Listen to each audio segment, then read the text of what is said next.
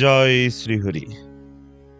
ভাগবত কথার অনুরাগী সকল শ্রোতাবৃন্দকে জানাই আমার সশ্রদ্ধ প্রণাম এবং শ্রবণ মাত্র পরমঙ্গল সাধনকারী গ্রন্থরাজ শ্রীমদ্ ভাগবতের বন্দনা করি। শুরু করছি শ্রীমদ্ ভাগবতের সপ্তম স্কন্দের দ্বাদশ অধ্যায়, ব্রহ্মচর্য এবং বানপ্রস্থ আশ্রমের নিয়ম। তাই সবাইকে মনোযোগ সহকারে শ্রবণ করার অনুরোধ রইল। তার আগে অমৃত কাদম্বিনী চ্যানেলটি সাবস্ক্রাইব না করলে এখনই সাবস্ক্রাইব করুন আর নিত্য ভাগবত কথা শ্রবণ করুন। হরি ওম তৎসৎ। নারায়ণং নমস্কৃত্য নরং চৈব নরোত্তমং দেবীং সরস্বতীং ব্যাসং ততো জয়মুদীরয়েৎ। তমাদিদেবং করুণানিধানং তমালবর্ণং সুইতাবতারম अपार संसार समुद्र सेतुं भजामहे भागवत स्वरूपम। ओम नमो भगवते वासुदेवाय। নারদ মুনি বললেন, বিদ্যার্থীর কর্তব্য পূর্ণরূপে ইন্দ্রিয় সংযম করার অভ্যাস করা। তার কর্তব্য বিনীতভাবে শ্রী গুরুদেবের প্রতি শ্রদ্ধা সহকারে সৌহার্দ্যপরায়ণ হওয়া এবং দাসবৎ আচরণ করা। এইভাবে মহান ব্রত সহকারে কেবলমাত্র শ্রী গুরুদেবের হিত সাধনের জন্য ব্রহ্মচারীর গুরুকুলে বাস করা উচিত। প্রাতকালে এবং সায়ংকালে উভয় সন্ধ্যায় সমাহিত চিত্তে মৌন হয়ে গায়ত্রী মন্ত্র জপ করে গুরু, অগ্নি, সূর্য এবং ভগবান শ্রীবিষ্ণুর উপাসনা করা ব্রহ্মচারীর কর্তব্য। শ্রী গুরুদেব আহ্বান করলে তার কাছ থেকে নিয়মিত বৈদিক মন্ত্র অধ্যয়ন করা উচিত এবং প্রতিদিন অধ্যয়নের প্রারম্ভে ও শেষে শ্রী গুরুদেবকে সশ্রদ্ধ প্রণতি নিবেদন করা শিষ্যের কর্তব্য। ব্রহ্মচারীর কর্তব্য হস্তে কুশ ঘাস ধারণ করে শাস্ত্রের নির্দেশ অনুসারে মেখলা, মৃগচর্মের বসন, জটা, দণ্ড, কমণ্ডলু এবং উপবীত ধারণ করা। ব্রহ্মচারীর কর্তব্য সকালে ও সন্ধ্যায় ভিক্ষা গ্রহণ করা এবং ভিক্ষালব্ধ সমস্ত বস্তু শ্রী গুরুদেবকে দান করা। শ্রী গুরুদেব যদি আদেশ দেন তাহলেই কেবল তার আহার করা উচিত। শ্রী গুরুদেব যদি তাকে আদেশ না দেন তাহলে কখনো বা তার উপবাস করা উচিত।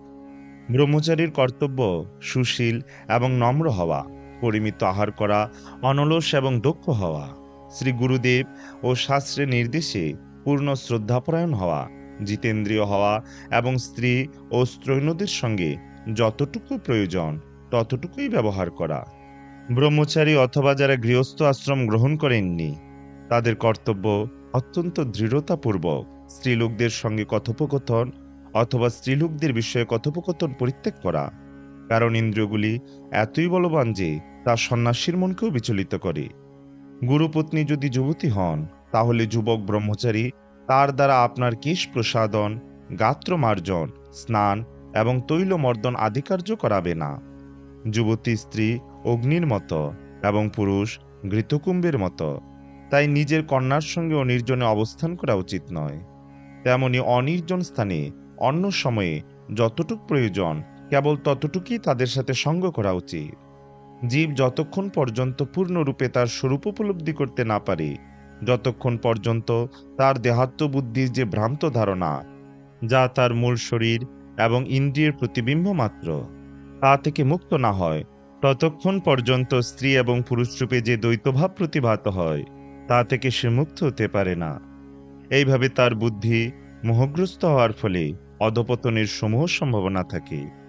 সমস্ত বিধিবিধানগুলি গৃহস্থ এবং সন্ন্যাসী উভয়েরই পালনীয়।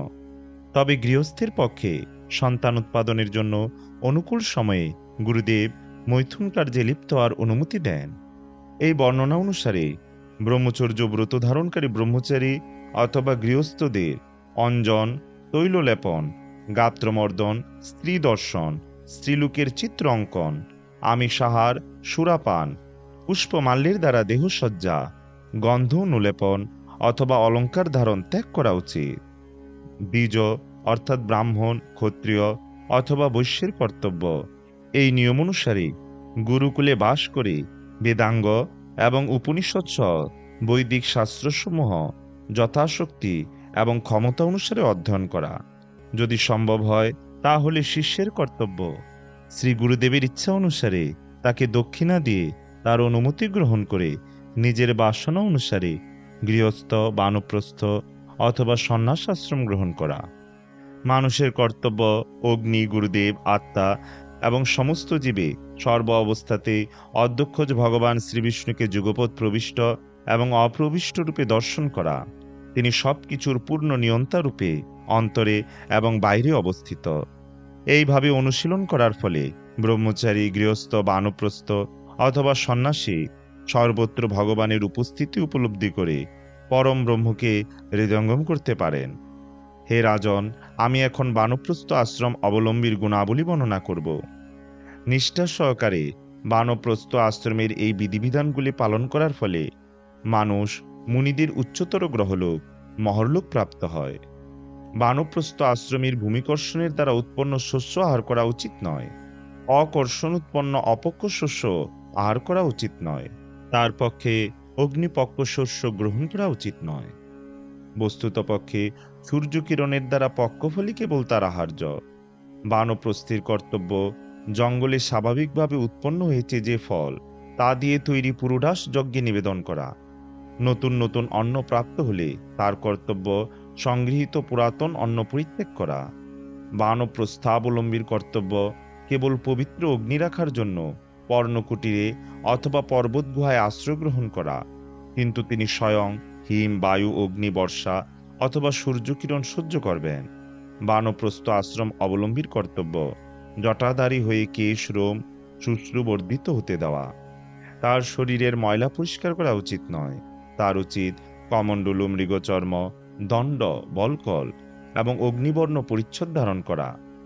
বানপ্রস্থ আশ্রমের কর্তব্য অত্যন্ত মননশীল হয়ে 12 বছর, 8 বছর, 4 বছর, 2 বছর অথবা অন্ততপক্ষে 1 বছর বনে থাকা। তার এমনভাবে আচরণ করা উচিত যাতে তিনি অত্যধিক তপস্যার ফলে বিচলিত অথবা ক্লিষ্ট না হন।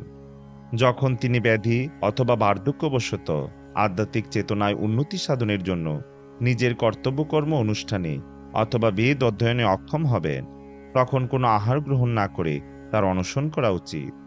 তার কর্তব্য আত্মাতে অগ্নি যথাযথভাবে স্থাপন করে দেহাত্মবুদ্ধির কারণ দেহের মমতা পরিত্যাগপূর্বক জড়দেহকে ধীরে ধীরে পঞ্চমহাভূতে লীন করে দেওয়া। সংযত এবং পূর্ণরূপে আত্মতত্ত্ববিদ ব্যক্তির কর্তব্য শরীরের বিভিন্ন অঙ্গ তাদের মূল উৎসে বিলীন করে দেওয়া। দেহের ছিদ্রগুলি আকাশ থেকে, নিঃশ্বাস বায়ু থেকে, দেহের তাপ অগ্নি থেকে, শুক্র, শনিত ও শ্লেষা জল থেকে এবং ত্বক, পেশি, অস্থি আদি কঠিন বস্তুগুলি মাটি থেকে উৎপন্ন হয়েছে। এইভাবে দেহের বিভিন্ন অবয়ব বিভিন্ন উপাদান থেকে উৎপন্ন হয়েছে এবং তাই তাদের পুনরায় সেই উপাদানগুলিতে বিলীন করে দেওয়া উচিত।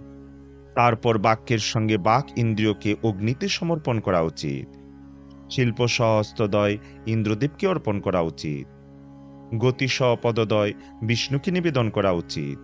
রতিসহ উপস্থ প্রজাপতিকে নিবেদন করা উচিত।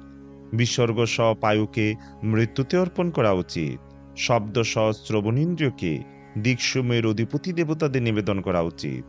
স্পর্শসহ ত্বক ইন্দ্রিয় বায়ুকে অর্পণ করা উচিত। দৃষ্টিশক্তিসহ রূপ সূর্যকে অর্পণ করা উচিত। বরুণ সহ জিহ্বাকে জলে এবং অশ্বিনী কুমারদ্বয় সহ গ্রাণকে ভূমিতে অর্পণ করা উচিত। জড় বাসনা সহ মনকে চন্দ্রদেবী লীন করা উচিত। বৌদ্ধ বিষয় সহ বুদ্ধি ব্রহ্মাকে অর্পণ করা উচিত। দেহাত্মবুদ্ধি এবং দেহ সম্পর্কিত বস্তুতে মমতা উৎপাদনকারী অহংকার সহ কর্মসমূহকে অহংকারের দেবতা রুদ্রদেবী লীন করে দেওয়া উচিত। চেতনা সহ চিত্তকে ক্ষেত্রজ্ঞ জীবে লীন করে দেওয়া উচিত এবং বিকারপ্রাপ্ত জীব সহ প্রকৃতির গুণের অধীন দেবতাদের পরম পুরুষে লীন করে দেওয়া উচিত। পৃথিবীকে জলে, জলকে তেজে, তেজকে বায়ুতে, বায়ুকে সমগ্র জড়শক্তি স্বরূপ আকাশে, আকাশকে অহংকারে, অহংকারকে মহত্তত্ত্বে, মহত্তত্ত্বকে প্রধানে এবং অবশেষে প্রধানকে পরমাত্মায় লীন করে দেওয়া উচিত।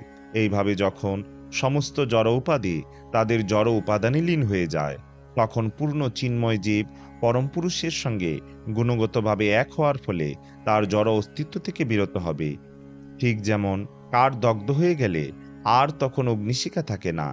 জড়দেহ যখন বিভিন্ন জড় উপাদানে লীন হয়ে যায়, তখন কেবল চিন্ময় আত্মাই অবশিষ্ট থাকে। এই চিন্ময় জীব হচ্ছে ব্রহ্ম এবং সে পরব্রহ্মের সঙ্গে গুণগতভাবে এক। ওম তৎসৎ ইতি শ্রীমন্মহর্ষি ব্যাসদেব প্রণীত পারমহংসী সংহিতা শ্রীমদ্ ভাগবত মহাপুরাণের সপ্তম স্কন্দের দ্বাদশ অধ্যায় সমাপ্ত। পরবর্তীতে আমরা শ্রবণ করব শ্রীমদ্ ভাগবতের সপ্তম স্কন্দের ত্রয়োদশ অধ্যায় জ্যোতি ধর্ম নিরূপণ এবং অবধূত প্রহ্লাদ সংবাদ। তাই সবাইকে পরবর্তী ভিডিও দেখার আমন্ত্রণ রইল। ইয়ম ইয়াদক্ষরম পরিভ্রষ্টং মাত্রাহীনং চ ইয়দ ভবেৎ পূর্ণম ভবতু তৎসর্বং তৎপ্রসাদাৎ জনার্দন। জয় জয় গ্রন্থরাজ শ্রী শ্রীমদ্ ভাগবত মহাপুরাণের জয়। ভাগবত কথা শ্রবণকারী সকল ভক্তবৃন্দের জয়। জয় শ্রীকৃষ্ণ চৈতন্য প্রভু নিত্যানন্দ শ্রী অদ্বৈত গদাধর শ্রীবাসাদি শ্রী গৌর ভক্তবৃন্দ। হরে কৃষ্ণ কৃষ্ণ কৃষ্ণ হরে হরে, হরে রাম রাম রাম হরে হরে। জয় শ্রী হরি।